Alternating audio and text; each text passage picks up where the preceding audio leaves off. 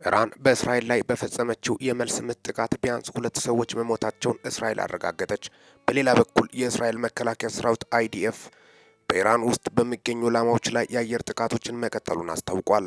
የእስራኤል የድንገተኛ ጊዜ አገልግሎት ወይም ኤመርጀንሲ ሰርቪስ ማግ ዴቪድ አዶም በእስራኤል የባህር ዳርቻ ሜዳማ አካባቢ 21 ሰዎች መቁሰላቸውን ቀደም ሲል ሪፖርት ማድረጋቸው ይታወሳል።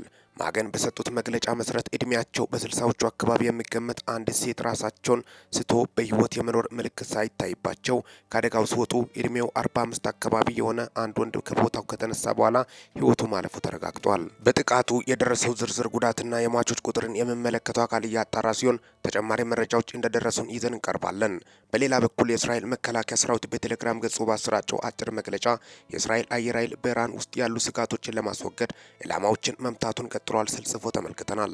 ይህ መግለጫ በእስራኤልና ኢራን መካከል ያለው ግጭት ተባብሶ መቀጠሉን ያሳያል ሲሉ አስተያየት ሰጪዎች ይናገራሉ። በእስራኤልና ኢራን መካከል ያለው ግጭት ተባብሶ ዛሬ ቅዳሜ ሁለቱም ወገኖች የሚሳኤልና የአየር ጥቃቶችን እርስ በርስ መፈጸማቸውን ዘገባዎች አመልክተዋል። ሚኪ ነኝ ከሚኪ ታቦር ኢንፎ። ይህንን ቻናል ሰብስክራይብ በማድረግ ወቅታዊና ታማኒ መረጃ አግኙ። ሰላም ለዓለማችን።